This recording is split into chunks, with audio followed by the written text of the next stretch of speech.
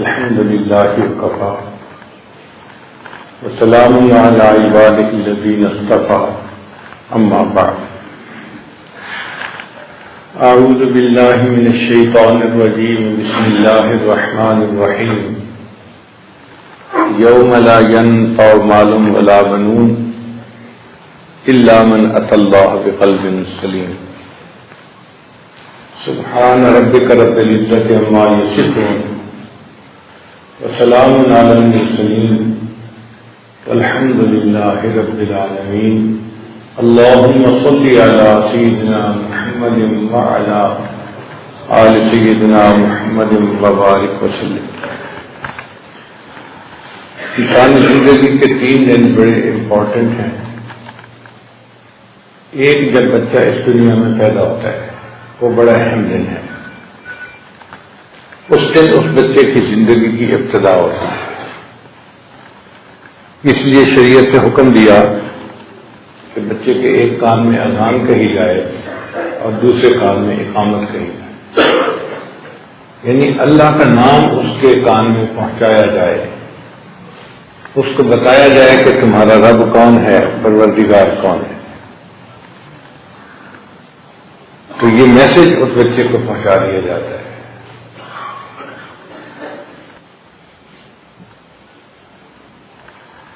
پھر دوسرا اہم دن وہ ہے جب انسان اس دنیا سے فوت ہو کے روانہ ہوتا ہے، مرنے کا دن۔ اس دن بندے کا نام اعمال بند کر دیا جاتا ہے، سوائے 3 چیزوں کے: صدقہ جاریہ کا ثواب ملتا ہے، نیک اولاد کا ثواب ملتا ہے، یا اس نے اپنے علم سے کسی کو فائدہ پہنچایا تھا تو اس کا ثواب ملتا رہتا ہے۔ پھر تیسرا اہم دن وہ ہوگا جب انسان اللہ کے سامنے حساب کا کتاب کے لیے پیش ہوگا۔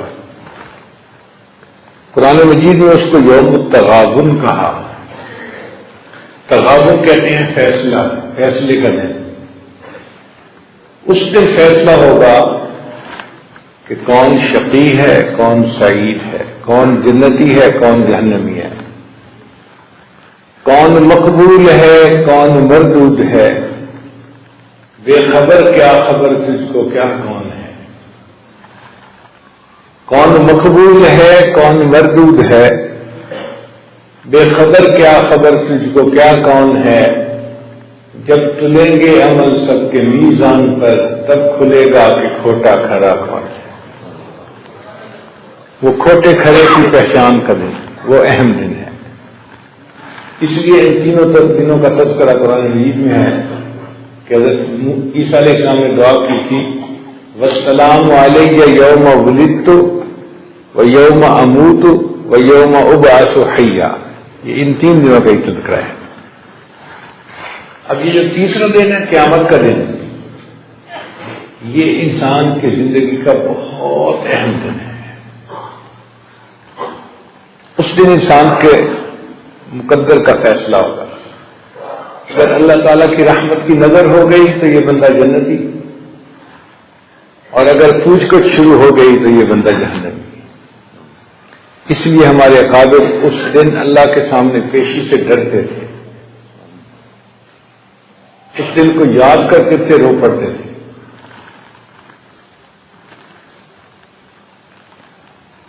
اس دن کے بارے میں اللہ فرماتے ہیں کہ اس دن نہ انسان کو مال کام آئے گا نہ اولاد کام آئے گی، بیٹے کام آئیں گے۔ جو انسان سمرا ہوا دل لایا وہ دل اسے کام آئے گا۔ مال اور اولاد کا تذکرہ کیوں کیا؟ عام طور پہ غلط فہمی یہی ہوتی ہے کہ میرے پاس مال ہے، ہر پریشانی کا حل نکال لوں گا، میں کوئی نہ کوئی راستہ نکال لوں گا کام کا۔ دنیا دار لوگ کہتے ہیں کہ جس فائل کو پہیے لگا دیے جائیں وہ چلنا شروع کر دیتی ہے۔ دنیا میں تو کام چل جاتے ہیں، آخرت کے کام مال سے نہیں چلیں گے، وہاں مال کسی کام نہیں آئے گا۔ اگر غور کریں تو دنیا میں بھی مال ہر کام نہیں کر پاتا۔ مال سے انسان اینک تو خرید سکتا ہے، بینائی تو نہیں خرید سکتا۔ انسان اچھا لباس تو خرید سکتا ہے، خوبصورتی تو نہیں خرید سکتا۔ انسان اچھی غذا اور دوا تو خرید سکتا ہے، صحت کو تو نہیں خرید سکتا۔ انسان کتابیں تو خرید سکتا ہے، مال سے انسان علم کو تو نہیں خرید سکتا۔ اور مال سے انسان کسی کی خوشامد کو تو خرید سکتا ہے، کسی کے دل کی محبت کو تو نہیں خرید سکتا۔ یہ مال سے خریدنے والی چیزیں نہیں ہیں۔ تو ہر کام تو مال سے دنیا میں بھی نہیں ہوتا، اور آخرت میں تو کوئی کام نہیں ہوگا۔ ساری دنیا کا خزانہ اگر اللہ کو پیش کر دے گا تو بھی اس کو کام نہیں آئے گا۔ تو پھر وہاں کیا چیز کام آئے گی؟ فرمایا کہ جو سورا ہوا دل لایا وہ دل اسے کام آئے گا۔ تو اللہ تعالیٰ دلوں کے بیوپاری ہیں، بندے سے دل مانگتے ہیں۔ اے بندے تو اپنا دل مجھے دے دے، تیرا دل میرے پاس ہونا چاہیے۔ یہی فرق ہے نفسانی محبتوں میں اور رحمانی محبت میں۔ جن کو نفسانی محبتیں ہوتی ہیں وہ کہتے ہیں کہ محبوب کا جسم ہمارے پاس ہو، دل مرضی جہاں ہو، ہمیں کوئی پرواہ نہیں، جسم ہمارے پاس ہونا چاہیے۔ اللہ فرماتے ہیں میرے بندے تمہارا دل میرے پاس ہونا چاہیے، تمہارا جسم کہاں ہے مجھے اس کی کوئی پرواہ نہیں۔ تم مسجد میں ہو میں تب بھی تم سے راضی، تم بازار میں بیٹھے ہو میں تب بھی تم سے راضی، تمہارا دل میرے پاس ہونا چاہیے۔ ہر حال میں دل میں تم مجھے یاد کرو۔ اور انسان کو اللہ نے جو اعضاء دیے ہیں ان میں سب سے قیمتی اس کا دل ہے۔ اگر یہ سنور جائے تو یہ ہے یہ چھوٹا مگر ہے سونے کا ٹوٹا، اس میں کوئی شک نہیں، یہ بہت قیمتی بن جاتا ہے۔ اللہ جس کے خریدار ہوں وہ چیز کتنی قیمتی ہوگی۔ فرماتے ہیں بندے میں تیرا دل چاہتا ہوں، اپنا دل مجھے دے دو۔ تو دل پہ محنت کرنا، دل کو منور کرنا، دل کو اللہ کے ذکر سے آباد کرنا، یہ وہ کام ہے جو ہم میں سے ہر ایک کو کرنا ضروری ہے۔ ہم گناہ کرتے ہیں، دل کے اوپر ظلمت آتی ہے، نیکی کرتے ہیں اور ظلمت صاف ہو جاتی ہے۔ اللہ کا ذکر کرتے ہیں، کثرت کے ساتھ تلاوت کرتے ہیں، دل منور ہو جاتا ہے۔ اور جس بندے کا دل منور ہو اس کی قیمت اللہ کی نظر میں بڑھ جاتی ہے۔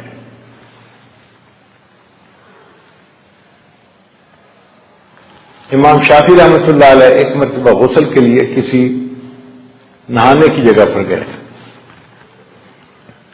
لوگوں نے غسل خانے بنائے ہوئے تھے، ہر جگہ پانی موجود نہیں ہوتا، تو کرایہ دے کے وہاں پہ نہا لیا کرتے تھے۔ اس نے دیکھا ایک کمزور سا آدمی ہے، معمولی کپڑے ہیں، تو اس نے کیا مجھے پیسے دینے ہیں۔ اس نے انہیں ایک ایسے نہانے کی جگہ پہ بھیج دیا جہاں تولیے بھی گندے تھے، کوئی انتظام بھی نہیں تھا۔ امام شافعی رحمۃ اللہ پہچان گئے کہ اس نے میرے ظاہری کنڈیشن کو دیکھ کے نا ججمنٹ میں غلطی کر لی ہے، اس کو نہیں پتا اس کے پاس کون آیا ہے۔ تو انہوں نے غسل نہیں کیا، باہر آ گئے۔ اب غسل کی جو قیمت تھی فرض کرو وہ تھی اس وقت 5 ریال، مثال دے رہا ہوں۔ تو امام شافعی رحمۃ اللہ نے اپنے خادم سے پوچھا کہ بھائی تمہارے پاس کتنے پیسے ہیں؟ اس نے کہا جی میرے پاس تو 500 ریال ہیں۔ فرمایا اس کو 500 ریال دے دو اور میں نے غسل بھی یہاں نہیں کرنا۔ 500 ریال جب اس کو دیے گئے تو اس کی آنکھیں کھل گئی، تو کوئی امیر آدمی بھی مجھے نہیں دیتا۔ اس بندے کا دل کتنا بڑا ہے، 500 ریال دے دیے۔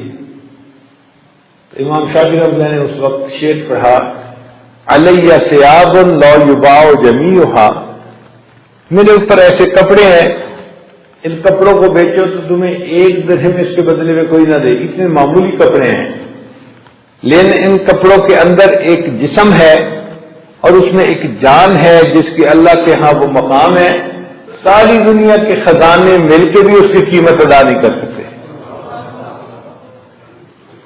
اور واقعی بات ایسی ہے کہ جو اپنے دل میں اللہ کو بسا لیتے ہیں پھر ان کی قیمت نہیں بندہ ہو سکتی، وہ دنیا کی ہر چیز سے زیادہ قیمتی بن جاتے ہیں۔ اس لیے فرمایا لا یسعنی ارضی ولا سمائی، نہ میں زمینوں میں سماتا ہوں نہ آسمانوں میں سماتا ہوں، ولاکن یسعنی قلب عبد مؤمن، میں مومن بندے کے دل میں سما جاتا ہوں۔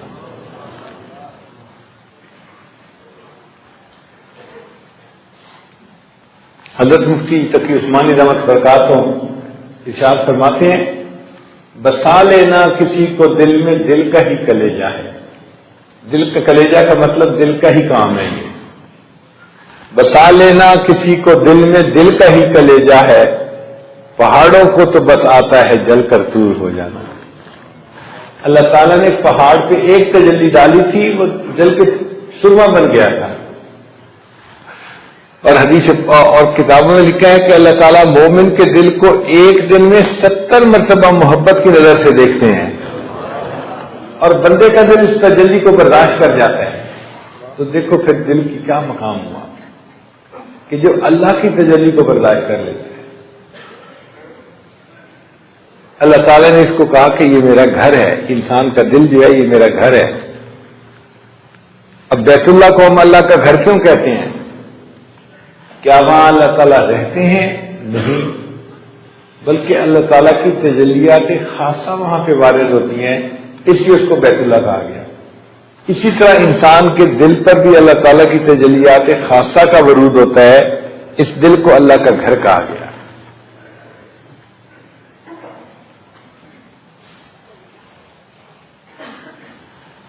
قرآن مجید میں اللہ تعالیٰ فرماتے ہیں، ان اللہ اشتری من المؤمنین انفسهم واموالهم بان لهم الجنہ، بے شک اللہ نے ایمان والوں سے ان کی جان اور مال کو جنت کے بدلے میں خرید لیا ہے۔ اب طلباء توجہ فرمائیں، یہاں عجیب نکتہ ہے کہ اللہ تعالیٰ نے یہ نہیں فرمایا کہ میں نے جان مال کے بدلے جنت کو بیچ دیا ہے۔ اس کی وجہ یہ کہ بیچنے کی دو صورتیں ہوتی ہیں، یا تو انسان مجبور ہوتا ہے اپنی چیزوں کو بیچتا ہے، اور جی قرضہ دینا ہے پلاٹ بیچ کے قرضہ پورا کر دو، بچہ بیمار ہو گیا خرچہ نہیں ہے چلو فلاں چیز بیچ دو۔ تو چیز بیچی جاتی ہے جب انسان حاجت مند ہوتا ہے، ضرورت مند ہوتا ہے، یا پھر جب کسی بندے کو زیادہ فائدے کی امید ہوتی ہے، 50 لاکھ کا پلاٹ خریدا تھا اب 1.5 کروڑ کا بک رہا ہے، اچھا جی بیچ دو فائدہ بہت ہے۔ تو حاجت مند والی نسبت بھی یہاں نہیں ہو سکتی، اور زیادہ فائدے کی امید والی نسبت بھی نہیں ہو سکتی۔ نہ اللہ کو زیادہ فائدے کی کسی سے طمع ہے اور نہ اللہ تعالیٰ حاجت مند ہے، اس لیے اللہ نے جنت کو بیچنے کا لفظ ہی نہیں لکھا، فرمایا میں نے جنت کے بدلے سے مومن کے جان اور مال کو خرید لیا ہے، بات کا انداز ہی بدل دیا۔ اب پھر ایک یہاں سوال پیدا ہوتا ہے کہ جب کسی کے پاس پیسے ہوتے ہیں نا تو وہ سب سے پہلے اپنا گھر خریدتا ہے۔ ہر بندہ جس کے پاس اپنا گھر نہ ہو اس کی چاہت ہوتی ہے کہ پیسے بچے اور میں ان سے گھر خریدوں، پہلی پرائرٹی گھر خریدنے کی ہوتی ہے۔ تو بھئی اللہ تعالیٰ نے اگر خریدنا تھا تو بندے سے اس کا دل خریدتے نا، جو اللہ کا گھر ہے۔ دل خریدنے کا تو تذکرہ ہے نہیں، جان اور مال کو خریدا اللہ نے، تو ایسا کیوں ہے؟ طالب علم کے ذہن میں یہ اشکال پیدا ہوتا ہے۔ علماء نے اس کا بھی جواب دیا، وہ فرماتے ہیں کہ انسان کا دل اللہ تعالیٰ کے یاد کے لیے وقف ہے، اور جو وقف کی جائیداد ہوتی ہے پھر اس کی بیع و شراء جائز نہیں ہوتی، اس لیے اللہ نے فرمایا میرے بندے تیرا دل تو میرے لیے وقف ہے، اب اس کے خرید و فروخت کا تو مسئلہ ہے ہی نہیں، باقی تیرے پاس جان اور مال بچ گیا، اس کو بھی میں نے جنت کے بدلے میں خرید لیا۔ تو دل تو ہے ہی اللہ کا، یہ تو وقف ہے اللہ کے لیے، اللہ کو اس میں بسانا ہے، اللہ کی محبت کو اس میں بھرنا ہے، اللہ کی یاد اس میں ہر وقت رکھنی ہے۔ اللہ تعالیٰ نے مختلف چیزوں کو بنایا اور ان کی چابیاں مختلف لوگوں کے حوالے کر دی۔ بیت اللہ کو اللہ نے بنایا اور اس کی چابی بنو شیبہ ایک خاندان ہے اس کے حوالے کر دی کہ قیامت تک اس خاندان میں اس کی چابی چلتی رہے گی، متولی بنے رہیں گے۔ اللہ تعالیٰ نے جنت کو بنایا اور اس کی چابی ایک رضوان فرشتہ ہے اس کے حوالے کر دی۔ اللہ تعالیٰ نے جہنم کو بنایا اور اس کی چابی ایک فرشتہ ہے جس کا نام مالک ہے، اس کے حوالے کر دی۔ اللہ تعالیٰ نے انسان کا دل بنایا اور اس کی چابی، اس کی کنجی اللہ نے کسی کے حوالے نہیں کی۔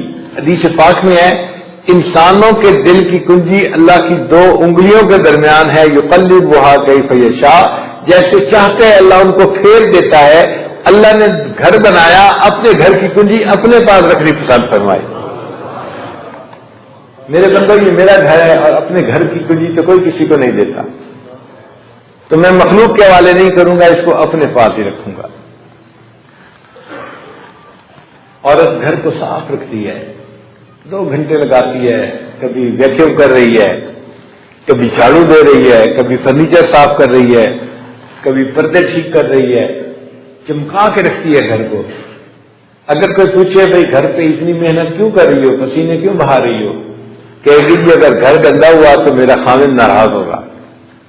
بھائی جس طرح گھر کے گندا ہونے سے خاوند ناراض ہوتا ہے، یہ دل کا گھر اگر گناہوں کی نجاست سے گندا ہوگا تو اللہ تعالیٰ بھی بندے سے ناراض ہو جائے گا۔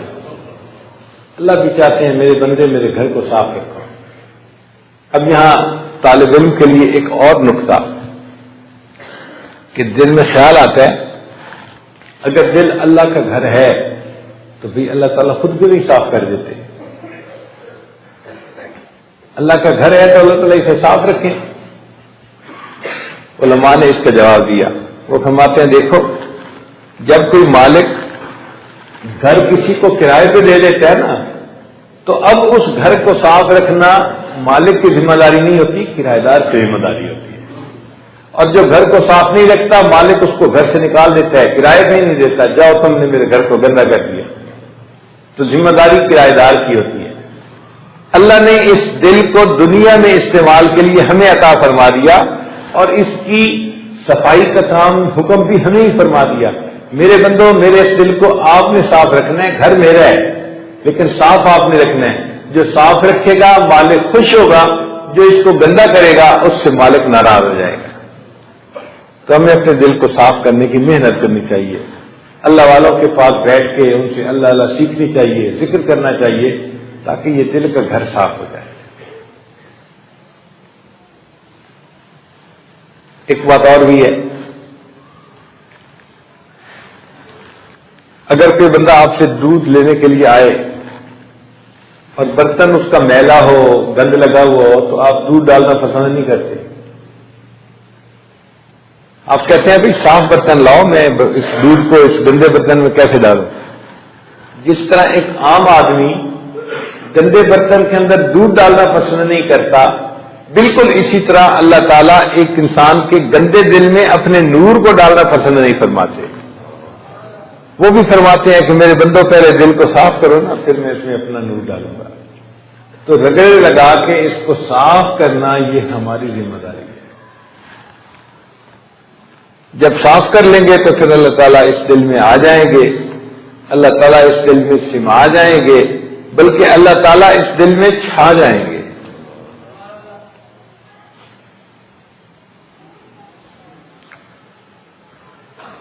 اور دل ایک ہے اور ایک ہی کے لیے ہے۔ حضرت مرشد عالم رحمۃ اللہ فرماتے تھے کہ دل ایک ہے اور ایک ہی کے لیے ہے۔ ما جعل اللہ لرجل من قلبین فی جوفہ، اللہ فرماتے ہیں ہم نے کسی انسان کے سینے میں 2 دل نہیں بنائے کہ ایک دل شیطان کو دے دے اور دوسرا رحمان کو دے دے۔ فرمایا نا نا نا، دل ایک ہے اور ایک اللہ ہی کے لیے ہے، بس اللہ کو دل میں بساؤ اور اس کی محبت کو دل کے اندر رچاؤ۔ تو ہمیں اس دل پہ محنت کرنی پڑے گی تاکہ ہمارا دل اللہ تعالیٰ کی محبت میں رچ بس جائے اور زندہ ہو جائے اور ذکر کرنے لگ جائے۔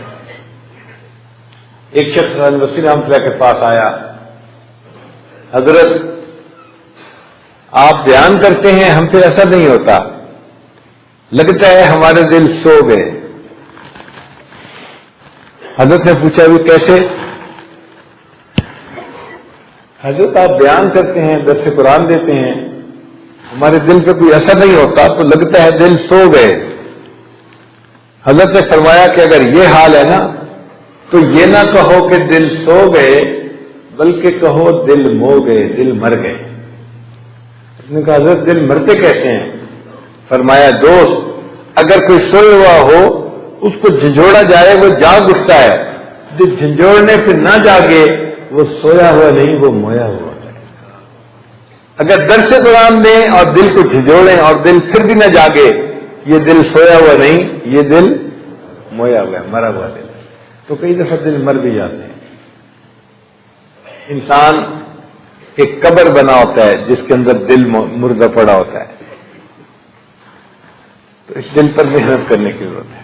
جو محنت کرتے ہیں، دل کو چمکاتے ہیں، وہ اللہ کے پسندیدہ بن جاتے ہیں۔ حدیث مبارکہ ہے ان اللہ لا ينظر الى صورکم، اللہ تعالیٰ نہیں دیکھتے تمہاری شکل و صورتوں کو، ولا الى اموالکم، اور اللہ تعالیٰ نہیں دیکھتے تمہارے مال پیسے کو، ولکن ينظر الى قلوبکم واعمالکم، اللہ دیکھتے ہیں تمہارے دلوں کو اور تمہارے اعمال کو۔ تو اللہ تعالیٰ کی نظر بندے کے دل پر پڑتی ہے۔ دل کیسے ہے؟ گھروں میں سامان کے لیے بکسے ہوتے ہیں بڑے چھوٹے، لیکن ان کی قیمت ان کے اندر کے مال کی وجہ سے ہوتی ہے۔ ہم نے گھروں میں دیکھا ہے بڑی بڑی پیٹیاں ہوتی ہیں ایلومینیم کی بنی ہوئی، اس میں لحاف، تکیے، رضائیاں یہ بھر دیے جاتے ہیں۔ عورتیں اس کو تالا ہی نہیں لگاتی۔ تالا لگانے کی کیا ضرورت ہے؟ کون سی اندر کوئی قیمتی چیز پڑی ہے؟ تکیے رضائیاں ہی ہے نا، کوئی فرق نہیں پڑتا۔ اور ایک چھوٹا سا باکس ہوتا ہے جس کو کہتے ہیں جیولری باکس، اس میں عورتیں اپنی ساری جیولری ڈالتی ہیں، پھر اس کو تالا لگاتی ہیں، پھر جہاں اس کو رکھتی ہیں اس الماری کو بھی تالا، پھر جس کمرے میں رکھا اس کمرے کو بھی تالا۔ اچانک عورت کو کہہ دیا جائے نا کہ گھر کو خالی کرنا ہے، نکلو یہاں سے، تو وہ جیولری باکس کو ساتھ لے کے نکلے گی کہ میری قیمتی چیز ہے۔ اور جب سفر سے باہر آئے گی تو آتے ہی سب سے پہلے جیولری باکس کو دیکھ کے تسلی کرے گی کہ یہ تو موجود ہے نا، اس کو کسی نے چرایا تو نہیں ہے۔ تو وہ باکس دیکھنے میں چھوٹا ہے لیکن قیمت کی وجہ سے بڑا موٹا ہوتا ہے۔ اسی طرح انسان اگر دل کو دنیا کی محبت سے بھر لے گا تو اللہ کی نظر میں یہ وہ بکسا ہے جس کے اندر کا میٹیریل بے قیمت ہے، اللہ کے ہاں اس کی کوئی قیمت نہیں، اللہ اس کی پرواہ نہیں کرتے۔ اور جو بندہ اپنے دل کو بناتا سنوارتا ہے یہ بندہ کہ جیولری باکس کی طرح بن جاتا ہے۔ اللہ تعالیٰ اس کی حفاظت بھی کرتے ہیں اور اس سے محبت بھی فرماتے ہیں۔ تو ہم اپنے دل کو بنائیں، اس کو سنواریں، اللہ کی محبت سے اس کو بھریں، پھر دیکھیں اللہ کے ہاں کیا مقام ہوتا ہے۔ اور یہ بات ذہن میں رکھیے کہ جو بندہ اپنے دل کو اللہ کی محبت سے بھر لیتا ہے پھر اللہ تعالیٰ اس بندے کے اٹھے ہاتھوں کو خالی نہیں لوٹایا کرتا۔ ہم نے اپنی زندگی میں ایک بزرگ کی خدمت میں حاضری دی، وہ مستجاب الدعوات تھے۔ جس بندے کے لیے دعا کرتے تھے 3 راتوں کے اندر اندر اس کو نبی علیہ السلام کی خواب میں زیارت ہوتی تھی۔ ہم نے درجنوں بندوں کے لیے دعا کروائی اور درجنوں لوگوں نے اس کی تصدیق کی۔ ہاتھ اٹھتے تھے، قبول ہوتے تھے۔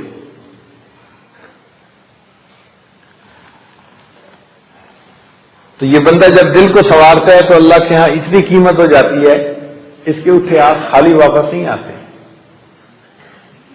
اس کے منہ سے دعا نکلتی ہے، اللہ تعالیٰ قبول فرما لیتے ہیں۔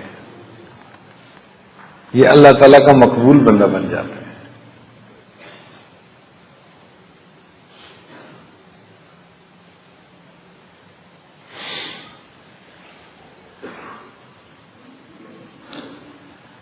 خواجہ ابو الحسن خلقانی رحمۃ اللہ علیہ ایک بزرگ گزرے ہیں ہمارے سلسلے کے، سلطان محمود نے دعا کروائی کہ حضرت میں نے 16 مرتبہ سومناتھ کے مندر پہ حملہ کیا اور 16 دفعہ مجھے شکست ہوئی۔ مسلمان تھوڑے ہوتے ہیں، ہندو بہت زیادہ ہوتے ہیں، تو مسلمانوں کو شکست ہو جاتی ہے۔ اب آپ دعا کر دیجئے کہ اللہ مجھے کامیاب کر دے۔ تو حضرت نے اپنا جبہ ان کو دے دیا کہ لے جاؤ اور جب ضرورت محسوس کرو تو اس جبے کو سامنے رکھ کے اس کی برکت سے دعا مانگنا۔ سلطان محمود غزنوی نے 17واں حملہ کیا، کافر چونکہ تعداد میں بہت زیادہ تھے تو مسلمانوں کے پاؤں کھڑنے لگے، قریب تھا مسلمانوں کو شکست ہو جاتی۔ سلطان محمود کو یاد آیا ایک اللہ والے نے اپنا کرتا دیا تھا، چنانچہ اس نے 2 رکعت نفل پڑھے، کرتے کو سامنے رکھ کے دعا مانگی، اے اللہ اگر اس کرتے والے کا تیرے ہاں کوئی مقام ہے تو مجھے اس کی برکت سے فتح عطا فرما دے۔ اللہ تعالیٰ نے اس کو فتح عطا فرما دی۔ اب جب فتح عطا ہو گئی تو سلطان محمود نے سوچا کہ میں حضرت کے بعد جاتا ہوں، شکریہ ادا کرتا ہوں۔ حاضر خدمت ہوا، حضرت اللہ نے مجھے فتح عطا فرمائی۔ فرمایا سلطان محمود دعا کیا مانگی تھی؟ اللہ دعا مانگی تھی کہ اس کی برکت سے مجھے سومناتھ کا فاتح بنا دے۔ فرمایا سلطان محمود تو نے سستی قیمت لگا دی، اگر یہ دعا مانگتا اے اللہ مجھے پوری دنیا کا فاتح بنا دے، اللہ پوری دنیا کا فاتح بنا دیتے۔ اللہ والوں کا پھر اللہ کے ہاں ایسا مقام ہوتا ہے کیونکہ ان کا دل سمرا ہوا ہوتا ہے، ان کا دل اللہ کی محبت سے بھرا ہوا ہوتا ہے۔ ایسا بندہ پھر عبادت کو بڑے شوق سے کرتا ہے، اپنا سب کچھ اللہ کے لیے لٹا دیتا ہے۔ حضرت ابراہیم علیہ السلام اپنے ریوڑ کو چراتے ہوئے جا رہے ہیں، ایک آدمی ملا اور اس نے یہ الفاظ کہے، سبحان ذی الملک والملکوت، سبحان ذی العزت والعظمت والہیبت والقدرت والکبریاء والجبروت، یعنی اللہ تعالیٰ کی اس نے خوب تعریف کی۔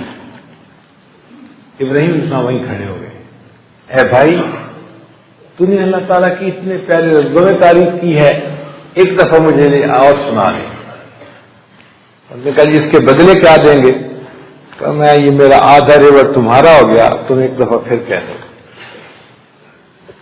اس نے پھر بھی الفاظ کہہ دیے۔ اب جب دوبارہ تعریف کے الفاظ سنے تو دل مچل گیا، اللہ یہ آپ کی تعریف کرتا رہے اور آپ کا خلیل ان تعریفوں کو سنتا رہے۔ اے بھائی ایک مرتبہ تعریف پھر کر دو۔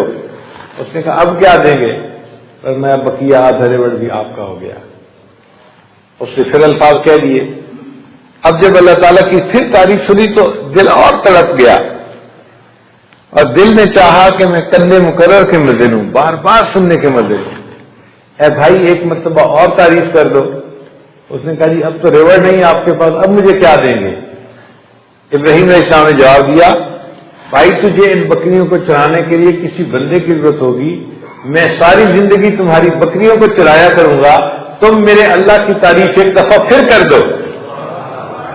اس بندے نے کہا ابراہیم خلیل اللہ مبارک ہو، میں اللہ کا فرشتہ ہوں، اللہ نے بھیجا تھا جاؤ میرے خلیل کے سامنے میرا نام لو اور دیکھو میرے نام کے کیا دام لگاتا ہے۔ آپ نے تو اپنے آپ کو اللہ کے نام سے بیچ دیا۔ تو جن کو اللہ سے محبت ہوتی ہے وہ ایسے سودے کرتے ہیں۔ ہر تمنا دل سے رخصت ہو گئی، اب تو آجا اب تو خلوت ہو گئی۔ تو دل میں یہ خلوت پیدا کرنی پڑتی ہے ذکر کے ذریعے سے، پھر اللہ تعالیٰ اس دل کو آباد فرما دیتے ہیں۔ تو دعا کرنی چاہیے کہ اللہ تعالیٰ ہمارے دلوں کو آباد فرما دے اور قیامت کے دن اس دل کو اللہ تعالیٰ قبول فرما لے۔ یاد میں تیری سب کو بھلا دوں کوئی نہ مجھ کو یاد رہے، یاد میں تیری سب کو بھلا دوں کوئی نہ مجھ کو یاد رہے، تجھ پر سب گھر بار لٹا دوں خانہ دل آباد رہے، سب خوشیوں کو آگ لگا دوں غم سے تیرے دل شاد رہے، سب کو نظر سے اپنی گرا دوں تجھ سے فقط فریاد رہے، اب تو رہے بس تاز میں آخر ورد زباں اے میرے الہ، لا الہ الا اللہ لا الہ الا اللہ۔ تو دل سنور جاتا ہے تو انسان کو ایمان کی لذت آتی ہے۔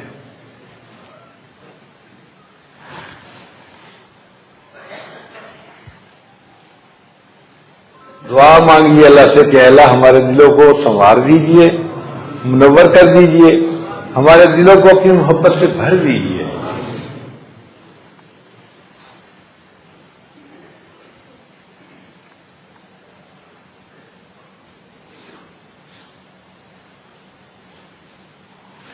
حضرت خواجہ غلام فرید رحمۃ اللہ علیہ سرائکی علاقے کے ایک بڑے صوفی شاعر گزرے ہیں، عجیب ان کا کلام ہے. فرماتے ہیں اور کہانی مول نبھانی، اور کوئی کہانی مجھے اچھی نہیں لگتی، اور کہانی مول نبھانی الف ہی کو ہم بس میاں جی. میاں جی ایک الف مجھے کافی ہے، یعنی اللہ مجھے کافی ہے. بیٹے دی میں کلوڑ نکائی، بیٹے سے مراد ماں سوا، کہ ایک اللہ مجھے کافی ہے، مجھے اس کے سوا ماں سوا کی کوئی ضرورت نہیں. بیٹے دی میں کلوڑ نکائی الف لیم دل خسوے میاں جی. میاں جی الف نے تو مجھ سے میرا دل ہی چھین لیا ہے. الف کی تم بے وسوے میاں جی. میاں جی اللہ نے مجھے بے بس کر دیا ہے. اللہ کی محبت ایسی ہے میرے دل میں. عشقوں مول فرید نہ پھر سوں، اے فرید میں اللہ کے عشق سے باز نہیں آؤں گا، پیچھے نہیں ہٹوں گا. روز نوی ہم چسوے میاں جی. اے میاں جی مجھے ایک نئی چس روزانہ ملتی ہے اللہ کے ذکر میں. اللہ اکبر کبیر، کیا محبت ہوگی اس بندے کے دل میں. ان کا کلام پڑھیں تو حیرانی ہوتی ہے. ایک جگہ لکھتے ہیں ہکے ہکے ہکے اس ہک دی میکو سکھے. ہکے ہکے ہکے اس ہک دی میکو سکھے. کیا محبت ہے اللہ کی. تو دل میں ایسے اللہ کی محبت آ جائے پھر یہ دل قیمتی بن جاتا ہے. آج ہم نے اس دل کو ردی کی ٹوکری کی طرح بنایا ہوا ہے، ٹریش کین کی طرح. جو فالتو چیز ہو وہ اس کے اندر پھینک دو. گھر سے نکلے ادھر نظر پڑی اس کی محبت دل میں، ادھر نظر پڑی اس کی محبت دل میں. یہ دل ہے یا ٹریش کین ہے؟ دل فقط اللہ کی محبت کے لیے بنا ہے. اللہ کی محبت اس میں پیدا کیجیے اور اس دل کو اللہ کے سامنے پیش کرنے کے لیے تیار کر لیجیے. اب تو اس دل کو تیرے قابل بنانا ہے مجھے. حسرتیں پامال ہو یا خواہشیں قربان ہو، حسرتیں پامال ہو یا خواہشیں قربان ہو، اب تو اس دل کو تیرے قابل بنانا ہے مجھے. اے اللہ اب تو اس دل کو تیرے قابل بنانا ہے. تو دل پہ نظر ڈالے تجھے دل پسند آ جائے.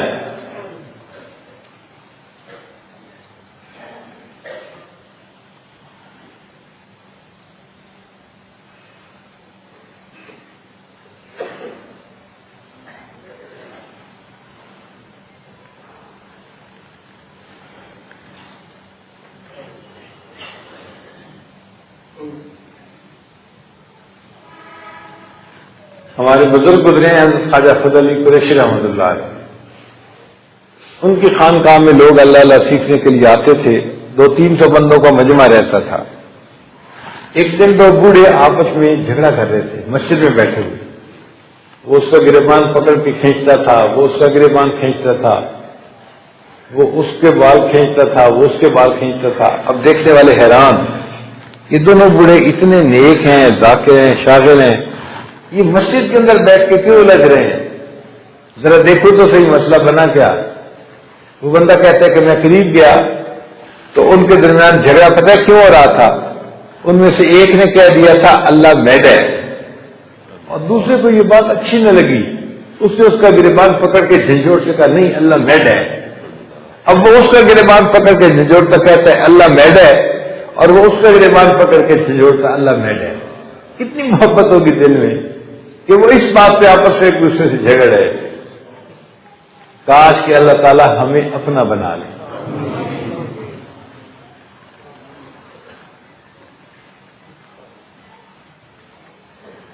ہر کوئی آنکھے تیرا تیرا تے میں نہیں آنکھاں تیرا.